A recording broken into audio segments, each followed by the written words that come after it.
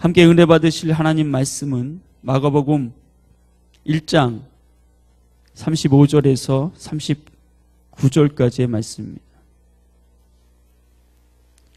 마가복음 1장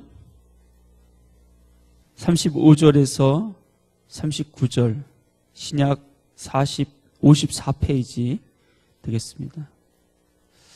말씀을 한 절씩 교독하여 읽고 마지막 절은 우리 한 목소리로 합독하겠습니다. 제가 먼저 읽겠습니다. 새벽 아직도 밝기 전에 예수께서 일어나 나가 한적한 곳으로 가사 거기서 기도하시더니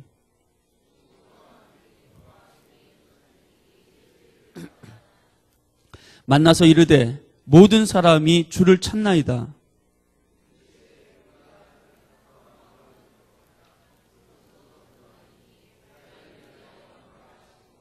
이에 온 갈릴리에 다니시며 그들의 여러 회당에서 전도하시고 또 귀신들을 내쫓으시더라.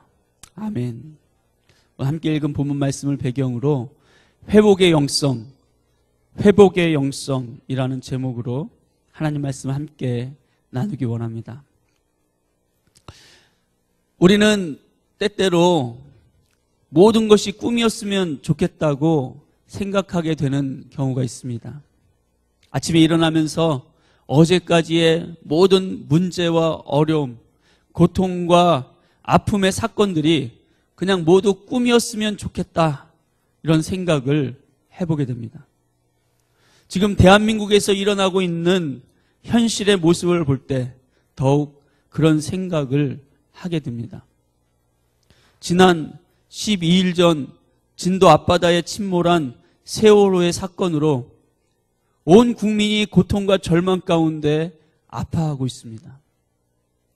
사고 당일에 여객선 세월호는 인천에서 제주도로 수학여행을 떠나는 350여 명의 단원고 학생들과 신혼여행을 떠난 부부들, 제주도로 귀농해서 새로운 삶을 한번 새롭게 시작해 보겠다고 하는 가족, 대형 화물을 운반하기 위해서 화물차와 함께 탑승한 운전자들, 그리고 선장과 선원을 포함해서 476명의 사람들을 태우고 서해 바다를 운행하고 있었습니다. 아마도 그들 가운데 어느 누구도 앞으로 일어날 거대한 참사를 예상하지는 못했을 것입니다.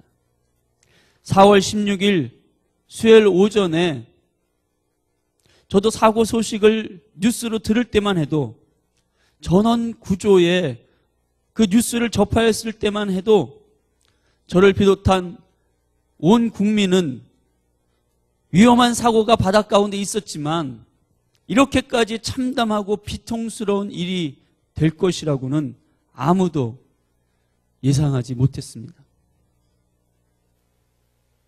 사고 소식을 듣고 진도 현장으로 내려가던 부모님들도 그랬습니다. 그래서 그들은 칫솔이나 수건, 속옷이나 갈아입을 옷 등과 같은 생활용품들, 하다못해 전화기의 충전기조차도 준비하지 못하고 사고 현장으로 아이들을 만나기 위해 내려갔었습니다. 그러나 현실은 너무나도 참혹했고 비통했습니다.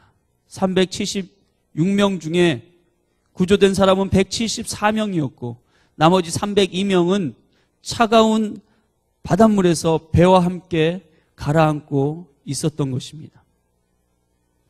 눈앞에서 침몰한 배가 조금씩 가라앉아 가는데도 불구하고 그 배에서 단 한 명의 생존자도 구조하지 못하는 이 참담한 현실을 그대로 아무런 준비도 없이 부모들은 받아들여야만 했습니다. 모두들 어떻게 이럴 수가 있을까? 어떻게 이런 일이 일어날 수가 있나? 이런 생각 속에서 차라리 그냥 꿈이었으면 좋겠다 생각했을 것입니다. 그냥 자고 일어나면 아무 일 없었던 것처럼 어떤 흉측한 꿈을 꾼 것으로만 생각할 수 있는 시간이었으면 좋겠다, 이런 생각을 했습니다. 그러나 이것은 꿈이 아니었고 참혹한 현실이 되어서 지금도 우리 몸과 마음을 후벼파고 있습니다. 실종자들과 사망자의 대부분이 수학여행을 떠났던 학생들이라는 사실에 더욱 고통스럽고 당혹스러운 아픔과 슬픔을 느끼지 않을 수 없게 되었습니다. 더군다나 이 아이들이 위험하니까 방 안에 그대로 있으라고, 나오지 말라고 하는 잘못된 이야기를 3, 40분 동안 듣고서 그대로 방 안에 갇혀 있다가 저는 생매장되는, 그래서 어떻게 보면 어른들이 아이들을 죽인 게 아니냐라는 말을 들어도 할 말이 없는 그런 상황이 되었습니다. 사고 12일째를 지나고 있지만 우리는 깊은 슬픔 가운데서 아직도 혼란스러운 마음을 진정시키지 못하고 있습니다. 왜냐하면 아이들이 아직도 115명이나 배와 함께 물속에 갇혀있기 때문입니다. 그 아이들의 부모님들이 여전히 돌아오고 있지 않은 아이들을 고통과 절망의 시간들로 보내면서 기다리고 있기 때문입니다. 도대체 이 고통과 절망의 시간에 우리 하나님은 어디 계시는 거니까요? 도대체 뭘 하고 계십니까? 기적이라면 바로 이러한 때에 일어나야 하는 것이 아니겠습니까? 목사로서, 한 사람의 그리스도인으로서 하나님께 애통한 마음으로 울부짖으며 기도하지 않을 수가 없었습니다. 하나님, 제발 도와주세요. 그러나 하나님은 침묵하고만 계시는 것 같습니다. 과연 하나님은 침묵하시고 아무 일도 하시지 않고 계시는 것일까요? 우리는 정말 진지하게 이 질문을 해보아야 합니다. 2000년 전 이스라엘은 이런 고통과 절망의 바다에 침몰해 가는 배와 같았습니다. 오랫동안 강력한 나라들에 의해서 적과 꿀이 흘러다니던 그 축복의 땅이 황폐해질 대로 황폐해지고 정치적으로도 로마 제국의 통치를 받으면서 늘 신음하고 고통스러워 했습니다. 종교 지도자들은 자신들의 기득권을 종교라는 이름으로 포장해서 절망 가운데 있는 사람들을 더욱더 절망의 구렁텅이로 밀어넣었습니다. 세리들은 로마와 정치인들의 앞잡이가 되어서 사람들에게 무거운 세금을 지우며 자신의 배를 배부르게 하는 데만 열중하고 있었습니다. 돈 앞에서는 생명조차 귀한 것이 되지 못했고 사람도 사람 대접받지 못했습니다. 어느 누구도 그 고통과 절망의 바다에서 그들을 건져줄 만한 사람을 만날 수가 없었습니다. 그들에게 하나님은 멀리 떠나버리신 것 같고 아무 일도 하지 않으시는 무기력한, 그리고 이 고통과 절망에 대해서 침묵하고만 계시는 그런 분인 것 같았습니다. 그러나 하나님은 그냥 침묵하고 계시지만 않았습니다. 하나님은 이스라엘 백성들에게 오래전부터 약속하셨던 대로 그들을 그 고통과 절망의 바다에서 구원하실 메시아 그리스도 예수를 보내신 것입니다. 하나님은 침묵하시는 분이 아니라 말씀하시는 분이십니다. 태초부터 계셨던 그 하나님의 말씀은 이제 육체를 입고 이 땅에 직접 오신 것입니다. 사도 요한은 요한복음 1장 1절에서 14절까지 요한복음을 시작하며 이렇게 선포합니다. 태초에 말씀이 계시니라. 이 말씀이 하나님과 함께 계셨으니 이 말씀은 곧 하나님이시니라. 그가 태초에 하나님과 함께 계셨고 만물이 그로 말미암아 지은 바 되었으니 지은 것이 하나도 그가 없이는 된 것이 없느니라. 그 안에 생명이 있었으니 이 생명은 사람들의 빛이라. 빛이 어둠에 비치되 어둠이 깨닫지 못하더라. 하나님께로부터 보내심을 받은 사람이 있으니 그의 이름은 요한이라. 그가 증언하러 왔으니 곧 빛에 대하여 증언하고 모든 사람이 자기로 말미암아 믿게 하려 함이라. 그는 이 빛이 아니요 이 빛에 대하여 증언하러 온 자라. 참 빛 곧 세상에 와서 각 사람에게 비추는 빛이 있었나니 그가 세상에 계셨으며 세상은 그로 말미암아 지은 바 되었을 때 세상이 그를 알지 못하였고 자기 땅에 오매 자기 백성이 영접하지 아니하였으나 영접하는 자 곧 그 이름을 믿는 자들에게는 하나님의 자녀가 되는 권세를 주셨으니 이는 혈통으로나 육정으로나 사람의 뜻으로 나지 아니하고 오직 하나님께로부터 난 자들이니라. 말씀이 육신이 되어 우리 가운데 거하심에 우리가 그의 영광을 보니 아버지의 독생자의 영광이요 은혜와 진리가 충만하더라. 말씀이 육신이 되어 우리 가운데 거하심에 하나님의 말씀이신 예수, 곧 하나님 그분이라고 할 수 있는 그분이 육신을 입고 직접 이 고통과 절망의 땅에 오셨다는 것입니다. 하나님은 더 이상 침묵하시지 않으셨고 하나님은 말씀하시는 분이신데 사람의 육체를 입고 이 땅에 그 말씀이 오셨다라는 것입니다. 그리고 그분의 이 땅에서의 삶을 통해서 십자가의 죽음과 부활을 통해 가장 분명하고 확실하게 우리에게 말씀하신 것입니다. 우리는 그 말씀을 복되고 아름다운 이야기라고, 즉 복음이라고 말합니다. 복음의 핵심은 하나님이신 예수께서 우리를 살리기 위해서, 우리에게 참된 생명을 주시기 위해서 이 땅에 오셨다는 것이며 그분을 통해서 우리는 참된 회복을 얻게 된다는 것입니다. 저는 지난 고난주간과 부활주의를 지나면서 새롭게 하나님께 대하여 깨닫게 된 것이 있었습니다. 그것은 하나님께서 그냥 말만 하시는 분이 아니라 행동하시는 분이라는 사실입니다.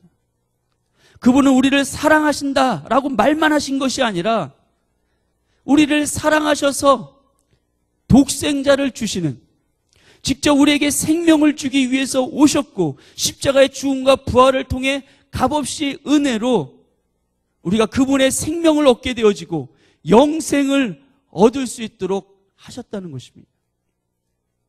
하나님은 침묵하시는 분이 아니라 말씀하시는 분이시며 행동하시는 분이라는 사실을 저는 다시 한번 새롭게 깨달았습니다. 우리는 이 사실을 놓치지 않아야 합니다. 하나님은 침묵하시는 분이 아니십니다. 말씀하시는 분이시며 또한 그 말씀을 성취하는 분이신 줄로 믿습니다. 하나님은 예수 그리스도 안에서 계획하고 계시던 그 모든 일을 실행에 옮기셨습니다. 그것은 만물을, 하나님의 사랑하는 백성들을 예수 그리스도 안에서 회복하기 시작하시는 것입니다. 하나님은 말씀이신 예수님을 만물 안에서 만물을 충만케 하시는 분으로, 회복하시는 분으로 이 땅에 보내셨다는 것입니다. 오늘 본문은 이 땅에 하나님의 그 회복하시는 말씀으로 오신 예수님께서 어떻게 사셨는가를 보여주는 중요한 구절입니다. 마가복음 1장 성경 속에서 예수님은 눈코 뜰 새 없이 바쁘게 고통과 절망의 바다에서 신음하는 영혼들을 위해 일하고 계셨습니다. 귀신을 내어 쫓으시고 회당에서 말씀을 가르치셨고 질병으로 고통하는 사람들을 치료하셨습니다. 날이 저물어 한밤이 되어갈 때에도 쉬지 않으시고 자기를 찾는 자들의 고통을 해결하시고 그들의 질병을 치료하시며 귀신을 내어 쫓으셨다고 성경은 말하고 있습니다. 한마디로 예수님은 이 땅에 회복자의 삶을 살기 위해 최선을 다하신 것입니다. 회복자로 오셨던 예수님께서 그 삶의 중심에 무엇이 있는지를 오늘 본문 말씀은 우리에게 보여주고 있습니다. 저녁 늦은 시간까지 사역을 하셨지만 예수님은 새벽 일찍 일어나셨습니다. 그리고 예수님은 한적한 곳으로 나가서 기도하셨습니다. 하나님이신 예수님께서, 이 땅에 회복자로 오신 예수님께서 왜 무엇을 하나님께 기도하셨을까요? 성경은 예수님이 어떤 내용의 기도를 왜 하셨는지 정확하게 말씀하고 있지는 않습니다. 그러나 우리는 예수님의 기도가 예수님께서 스스로 자기가 하고 싶은 일들을 하기 위한 기도가 아니라 하나님 아버지께서 하라고 하시는 일에 온전하게 순종하시려고 하는 기도였다는 사실을 생각해 보게 됩니다. 하나님이시지만 이 땅에 계시는 동안에는 완전한 인간의 모습, 참 사람의 모습으로 계셨기 때문에 예수님은 참 사람으로서 하나님 앞에 머물러 계시면서 하나님의 뜻에 순종하고자 귀 기울이는 모습을 보여주신 것입니다. 예수님은 자주 이렇게 말씀하셨습니다. 요한복음 6장 38절과 39절입니다. 우리 한번 같이 한 목소리로 읽도록 하겠습니다. 시작. 내가 하늘에서 내려온 것은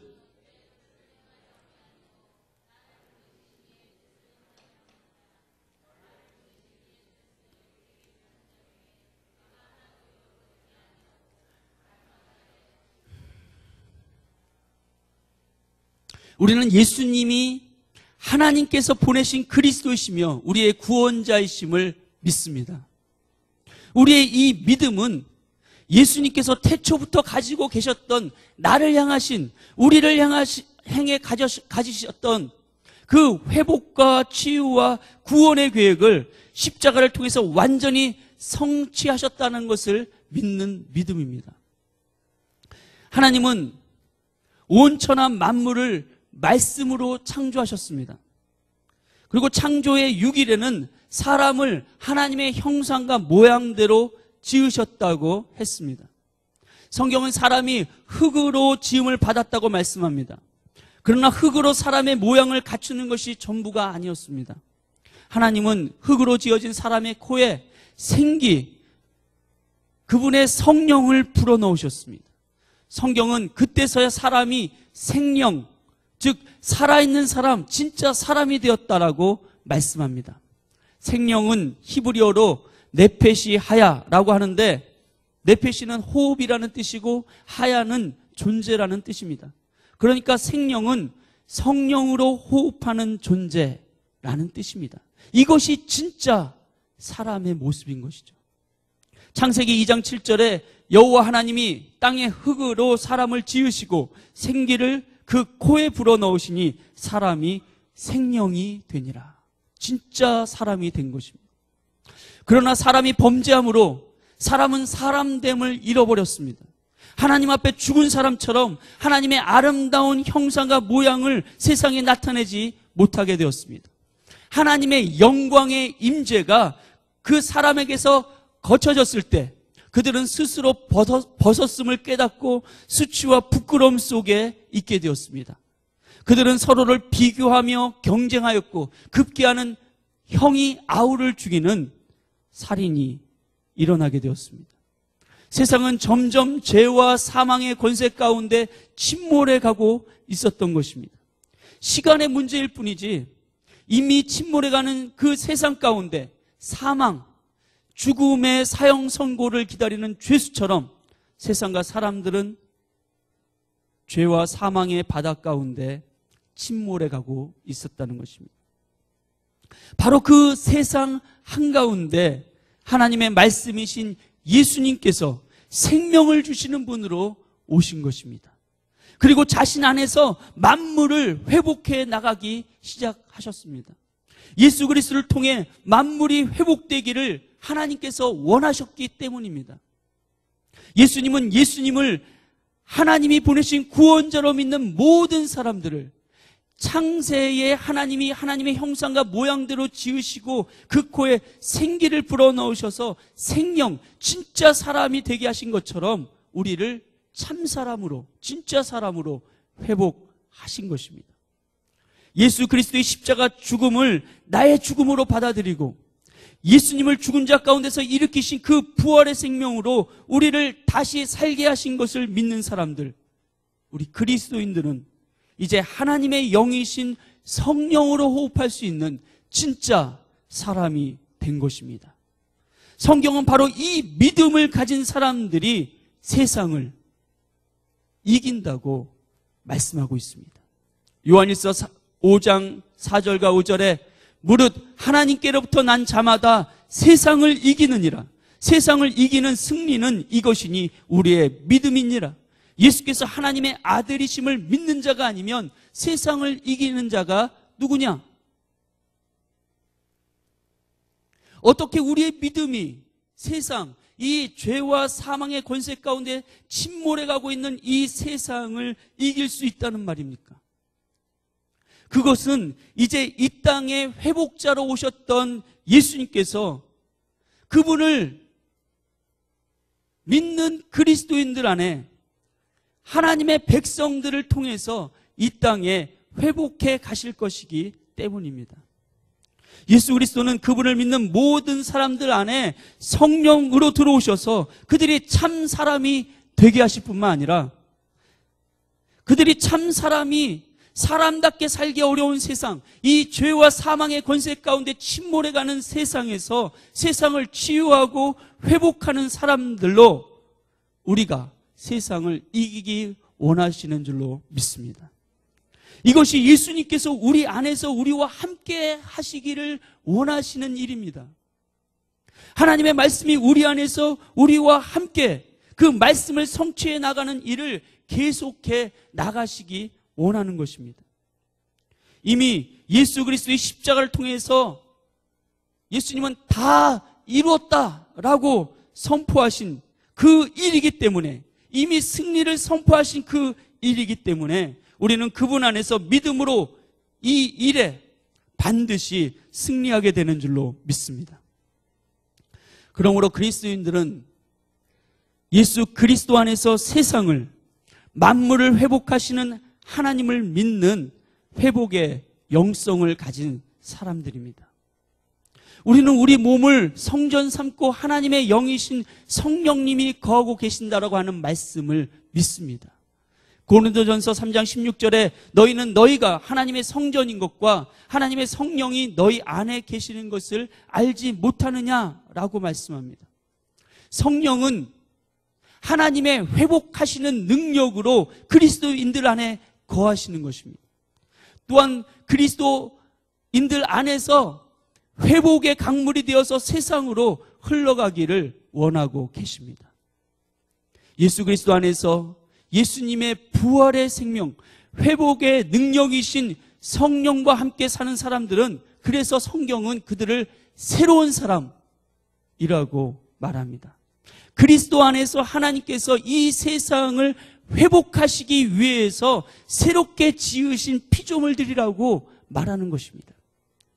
고린도후서 5장 17절에서 19절까지를 우리 함께 읽도록 하겠습니다. 그런즉 누구든지 그리스도 안에 있으면 새로운 피조물이라. 이전 것은 지나갔으니 보라 새 것이 되었도다.